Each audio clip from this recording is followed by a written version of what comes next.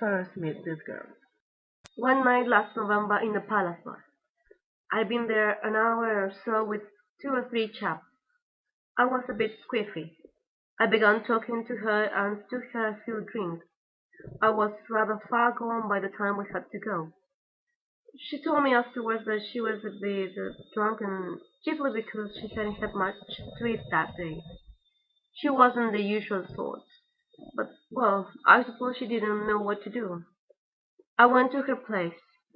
I'm not very clear about it, but afterwards she told me that she didn't want me to go in, but that, well, I was in that state when a chap easily turns nasty, and I threatened to make a row, and that's when it happened.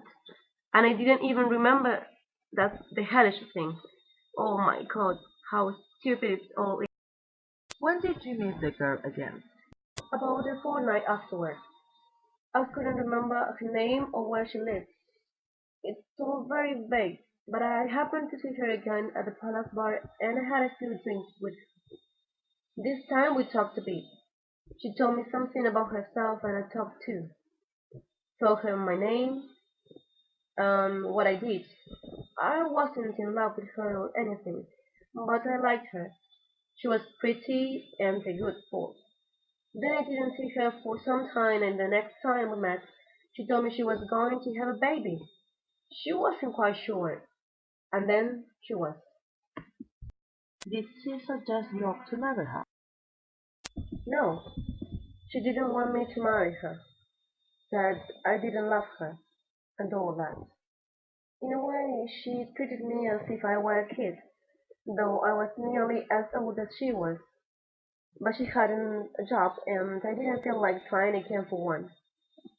And she'd no money left, so I insisted on giving her enough money to keep her going, until she refused to take any more.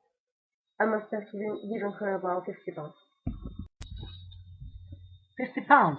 On top of drinking and going round the town. Where did you get £50 from?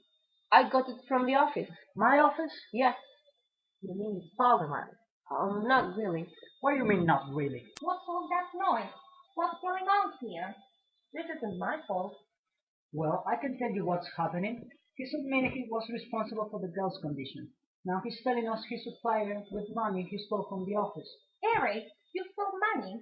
You damn fool. Why didn't you come to me when you found yourself in this mess? Because you're not the kind of father a son could go to when he's in trouble. That's why. Just one last question, that's all. The girl discovered that this money that you were giving to her was stolen, didn't she? Yes, she wouldn't take any more. But how would you know that? Did she tell you? No, she told me nothing. I never spoke to her. She told mother. Sheila. I tell you what happened. She went to your mother committee for help. After she had done with you, your mother refused that help.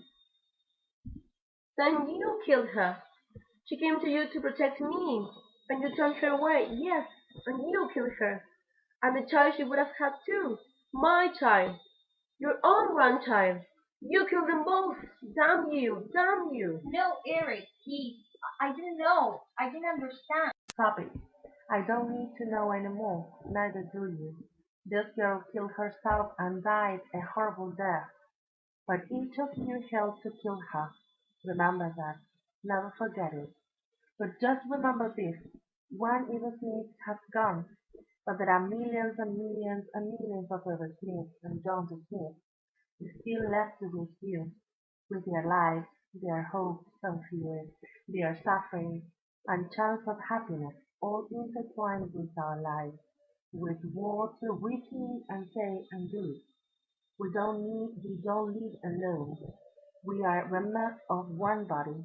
We are responsible for each other. And tell you what the time will soon come when, if men will not learn that lesson, then they will be taught in the fire and blood and anguish. Good night. You're the one I blame for this. There'll be a public scandal. I'm ashamed of you. Well, I don't blame you. But don't forget I'm ashamed of you as well. Yes, both of you. I behaved badly too. I know I did. I'm ashamed of it. But now you're beginning all over again to pretend that nothing much has happened. What's the matter with you now, Sheila? Well, it's queer, very queer. But what's the really a police inspector? I have an idea, and I had it all along vaguely that there was something curious about him. He never seemed like an ordinary police inspector. You're right. I thought it too, didn't you? Well, I must say his manner was quite extraordinary, so rude and assertive. It's Mr. Croft. I had a special reason for coming.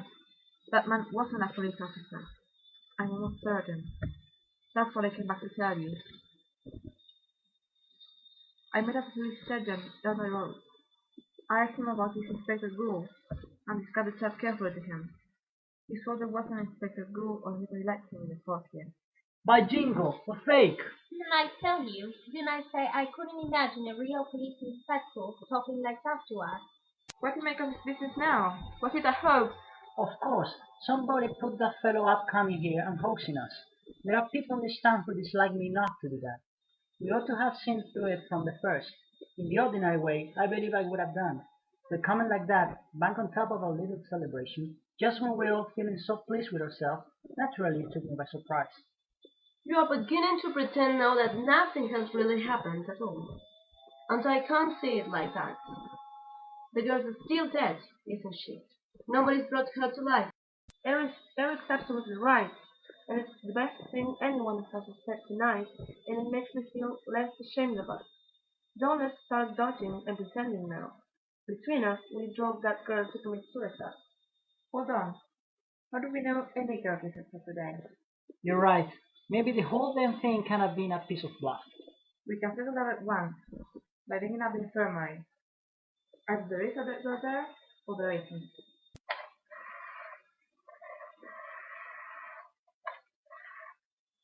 Is that the infirmary? This is Gerard Croft, of Croft Limited. Yes. We're rather worried about one of our employees. Have you had a girl put in this afternoon? You committed suicide by disinfectant? Or any like suicide? Yes. I'll wait. Yes? You're certain of that? I see. Well, thank you very much. Good night. No girl has died in there today. Nobody's been brought in after drinking disinfectant. They haven't had a suicide for months. There you are, proof positive. Nothing but an elaborate self. Come on, Sheila. Don't look like that. All over now. You're forgetting one thing I still can't forget. Everything what had happened really had happened. If it didn't end tragically, then that's lucky for us. But it might have done. It frightens me the way you talk, and I can't listen to any more of it. I agree with Sheila. It frightens me too. They are overtired. In the morning, they'll be as amused as we are. Everything's alright now, Sheila. Now look at the pair of them, the famous younger generation who know it all, and they can't even take a joke.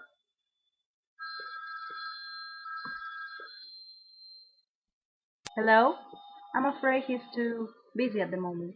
Do you want to leave a message? Excuse me, Mr. Billing. That was the police. A girl has just died on her way to the infirmary after swallowing some disinfectant. And the police inspector is on his way here to ask some questions.